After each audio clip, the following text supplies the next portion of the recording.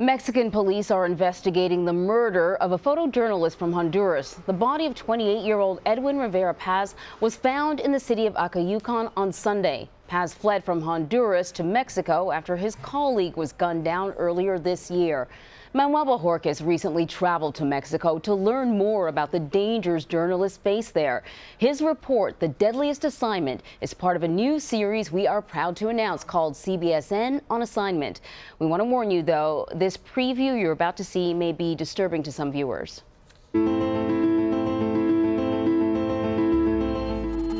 In Juarez, we rode with the state police on a night patrol.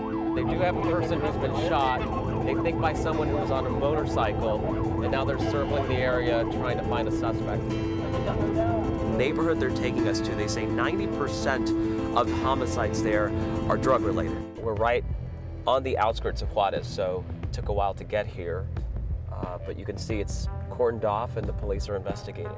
Journalists here told us about the precautions they take to avoid danger. They rarely travel alone and often keep their names off stories that can get them into trouble. Cuando sale algo para el valle, procuramos siempre ir en bola, o sea, ir en pool de compañeros de otros medios. ¿Te sientes seguro aquí soltero? Pues no, la verdad no. Reporters covering drug cartel violence in Mexico work with the constant risk that they may become the next target.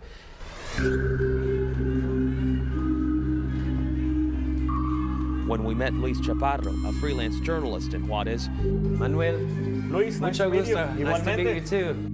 He told us the line between life and death is razor thin. With young journalists in Mexico, it's not like if you f up, it's nothing like if you f up on a U.S.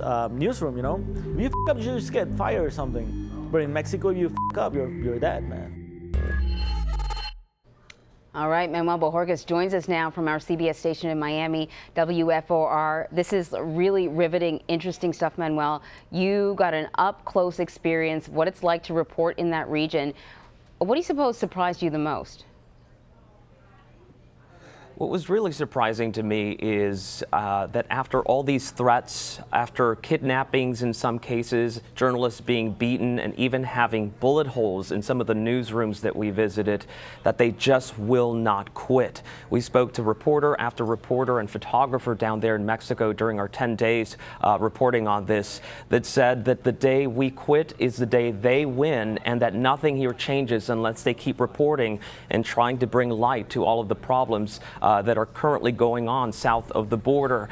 And I think you got a feel there in that clip that our goal with this new series, upcoming CBSN on Assignment, was really to get into the mindset and to experience what those journalists are experiencing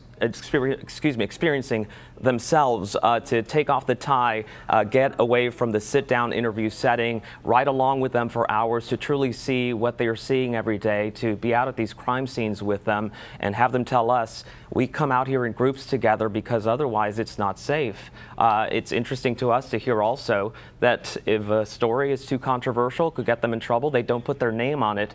Seems like a foreign concept clearly here in this country. So you mentioned taking off the tie and really sort of getting into the story. Did you meet any of their family members?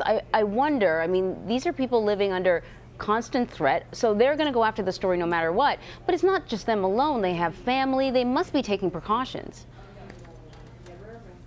They do take precautions as much as they can, but they're always looking over their shoulder, wondering if there's a car following them or something like that. We did do an interview with another journalist whose father was killed, and we saw a car circling around the area. Now, that was someone who the Mexican government had said they were trying to protect, but he didn't know sometimes whether it was protection or a sense of just keeping an eye on him to see what he was reporting on.